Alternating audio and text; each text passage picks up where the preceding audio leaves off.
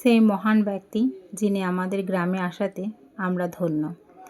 তো পড়াশোনার মান মর্যাদা কতটা এটা দেখেই বোঝা যাচ্ছে, বুঝতেই তো পারছেন, আমার বলার অপেক্ষা রাখে না। তো ইনি আসাতে সত্যি খুব ভালো লেগেছে আমাদের। একে একে সবাই বরণ করে নিয়েছি ওনাকে।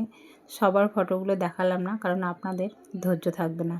তো দেখুন, প্রথমেই হলটাকে দেখুন, মানে কেমন একটা ফাঁকা ফাঁকা।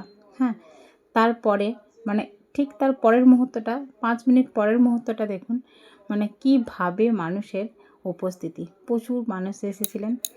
তো ইনি যেরকম বক্তব্য দিচ্ছিলেন।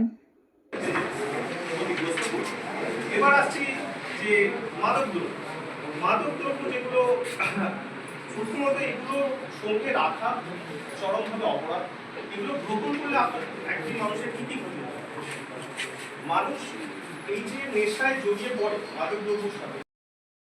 যে বক্তব্যগুলো দিলেন মানে সম্পূর্ণভাবে শোনা গেল না ঠিকই, কিন্তু উনি বললেন মাদকদ্রব্য নিষেধের জন্য আরও অনেক অনেক মানে দুস্থ দরিদ্র মানুষের পাশে, যাতে করে সাধারণ মানুষ যারা আইন জানে না, যারা আইন বোঝে না, বা যাদের নিজস্ব আর্থিক সক্ষমতা নেই আইনের দ্বারস্থ হওয়ার জন্য, তাদেরকে আইনি পরামর্শ এবং আইনি সহযোগিতা দিয়ে এই অফিস কাজ করে।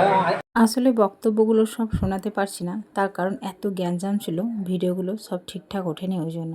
মানে এত সুন্দর বক্তৃতা দিয়েছেন, মানে মানুষ উঠতে চাইছে না, স্যার চলে যাচ্ছেন তারপরেও মানুষজন বলছে কিছুক্ষণ থাকতে, এরকম একটা ব্যাপার।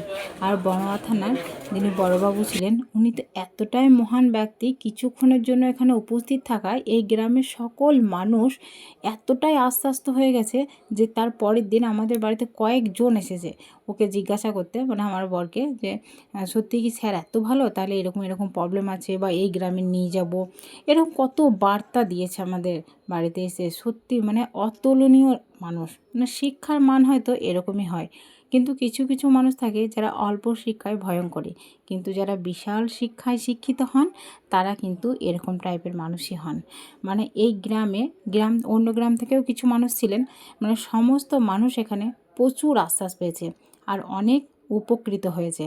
মানে কিভাবে কোথায় গেলে, কোথায় বিপদ হলে কিভাবে হেল্প পাওয়া যাবে, তোলাবাজদের হাত থেকে কি করে বাঁচা যাবে, সমস্ত রকম আলোচনা এখানে হয়েছে। আমি সমস্তটা তুলে ধরলাম না এই কারণে যে ধৈর্য থাকবে না আপনাদের, আসলে একই সঙ্গে অনেক অনেক কথা হয়েছে, তো ওই জন্য একে একে অনেকজন ছিলেন যেনারা বক্তব্য রেখেছেন। আর বনগাঁ থানার পুলিশগুলো সত্যি খুব খুব ভালো।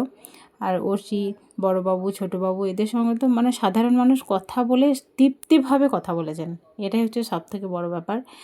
তো যাই হোক, এটা ছিল একটা সচেতনমূলক ক্যাম্প, অনেক মানুষকে সচেতন করা হয়েছে, অনেক মানুষের হেল্প হবে।